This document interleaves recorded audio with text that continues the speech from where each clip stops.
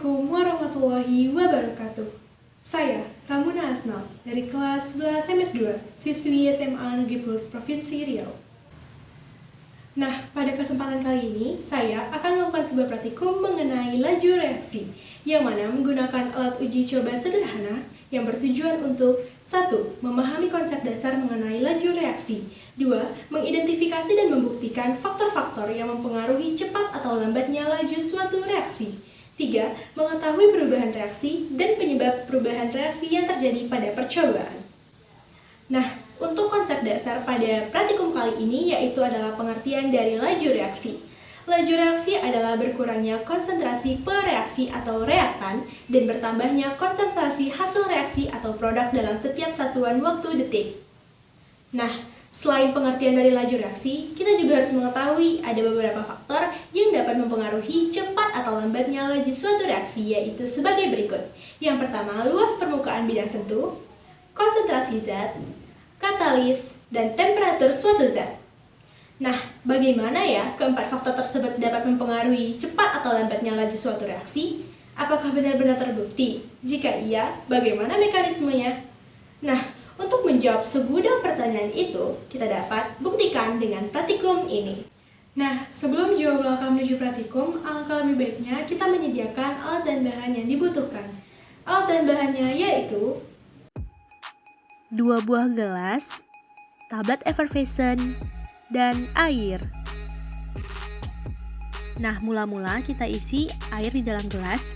Kemudian kita hancurkan tablet effervescent sehingga menjadi bentuk bubuk-bubuk seperti ini. Kemudian kita larutkan bubuk effervescent di dalam air dan dibantu dengan stopwatch untuk menghitung berapa lama waktu yang dibutuhkan hingga bubuk effervescent dapat larut di dalam air. Ternyata waktu yang dibutuhkan adalah 37 detik. Nah, selanjutnya kita masukkan tablet effervescent dalam keadaan tablet utuh. Kemudian kita sediakan stopwatch juga untuk menghitung berapa lama waktu yang dibutuhkan agar tablet effervescent dapat larut di dalam air. Ternyata waktu yang dibutuhkan juga cukup lama, yaitu sekitar 54 detik. Nah, pada percobaan tadi terdapat dua perlakuan yang berbeda. Pada gelas A, kita melarutkan tablet effervescent yang sudah dihaluskan dalam bentuk butiran yang kecil-kecil. Sedangkan pada gelas B, kita melarutkan tablet effervescent dalam bentuk yang utuh. Terlihat bahwa pada larutan gelas A, yaitu larutan tablet effervescent yang dihaluskan, membutuhkan waktu yang lebih singkat, yaitu hanya membutuhkan waktu selama 37 detik untuk melakukan proses reaksi. Sedangkan pada gelas B, yaitu larutan tablet effervescent yang utuh, membutuhkan waktu yang lebih lama, yaitu membutuhkan waktu 54 detik untuk melakukan proses reaksi. Perbedaan cepat lambatnya laju reaksi ini dipengaruhi oleh luas permukaan bidang sentuh. Loh, kok bisa? Mekanismenya, zat yang ukuran partikelnya lebih kecil, yaitu pada tablet effervescent yang dihaluskan, akan mempunyai luas permukaan bidang sentuh yang lebih besar dan mengakibatkan besarnya kemungkinan untuk terjadinya tumbukan, sehingga juga dapat memperbesar kemungkinan untuk terjadinya reaksi. 2 buah gelas, air hangat, tablet effervescent, air dingin, dan termometer. Nah, mula-mula kita ukur temperatur pada air di gelas A ini. Ternyata suhunya yaitu adalah 51,6 derajat Celcius. Nah, setelah itu kita masukkan tablet effervescent ke dalam air hangat pada gelas A dan kita siapkan juga stopwatch untuk menghitung berapa lama reaksi yang terjadi. Nah, kita tunggu sampai tablet effervescent-nya larut di dalam air. Ternyata waktu yang dibutuhkan yaitu adalah 29 detik. Nah, kemudian kita ukur pula temperatur pada air dingin. Ternyata suhunya adalah 18,5 derajat Celcius. Setelah itu, kita celupkan tablet effervescent ke dalam air dingin dan kita siapkan juga stopwatch.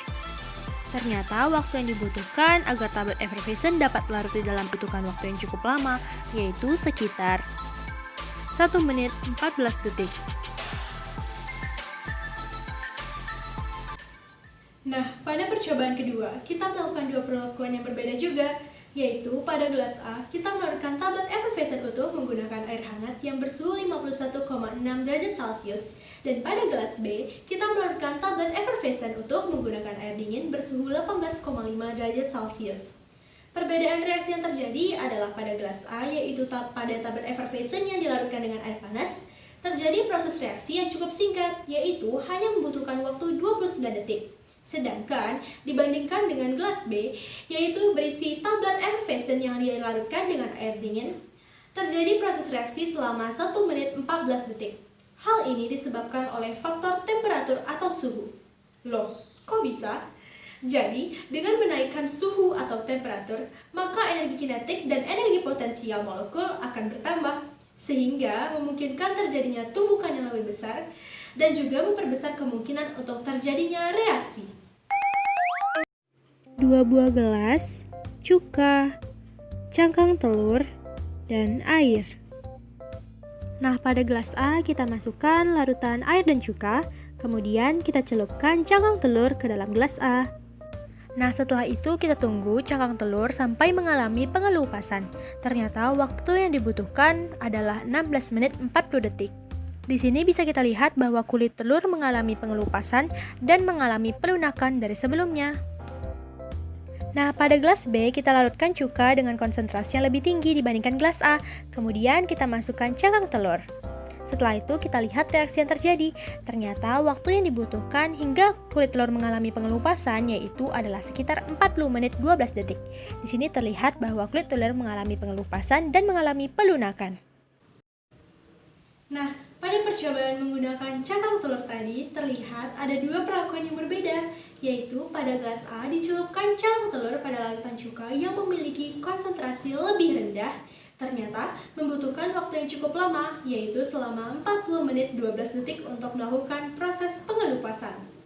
Sedangkan pada gelas B dicelupkan cangkang telur pada larutan cuka yang memiliki konsentrasi lebih tinggi, hanya membutuhkan waktu 16 menit 40 detik untuk melakukan proses pengelupasan.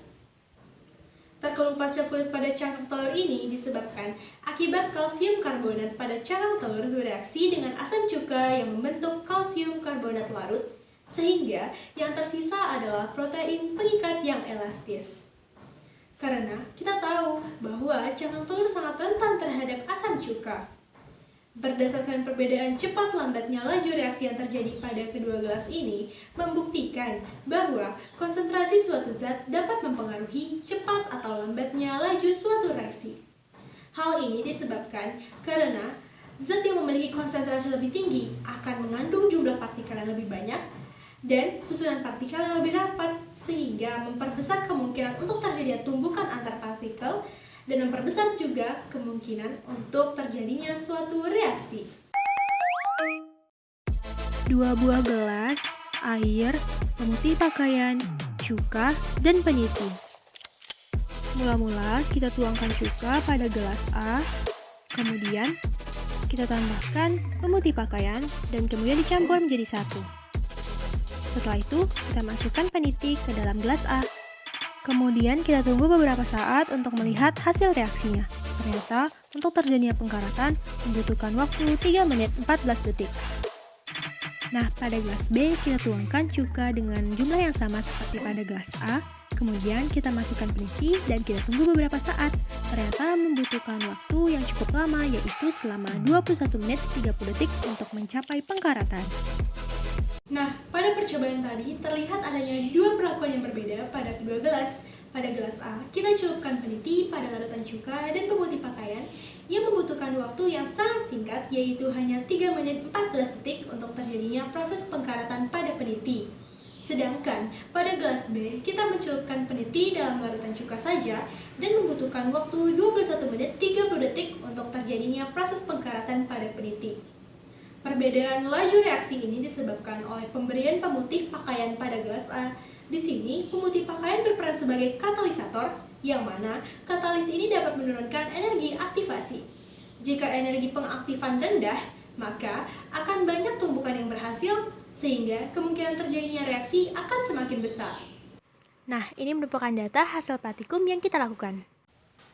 Nah, berdasarkan praktikum dan data hasil praktikum yang kita lakukan tadi, dapat kita simpulkan bahwa cepat atau lambatnya laju suatu reaksi dapat dipengaruhi oleh 4 faktor. Yang pertama itu dipengaruhi oleh luas permukaan bidang sentuh. Semakin besar luas permukaan bidang sentuh untuk melakukan tumbukan antar partikel, maka akan semakin cepat pula laju suatu reaksi pada zat tersebut. Yang kedua, dipengaruhi oleh temperatur. Semakin tinggi temperatur pada suatu zat, maka akan semakin cepat pula laju pada suatu reaksi zat tersebut. Yang ketiga, dipengaruhi oleh konsentrasi. Semakin tinggi konsentrasi pada suatu zat, maka akan semakin cepat pula laju suatu reaksi pada zat tersebut. Dan yang keempat, dipengaruhi oleh katalis. Jika suatu zat dibantu oleh katalis, maka laju pada suatu reaksi itu akan semakin cepat karena katalis dapat membantu mempercepat laju suatu reaksi. Nah, mungkin hanya ini yang dapat saya sampaikan. Kurang lebihnya saya mohon maaf. Semoga apa yang saya sampaikan dapat bermanfaat bagi kita semua. Wassalamualaikum warahmatullahi wabarakatuh.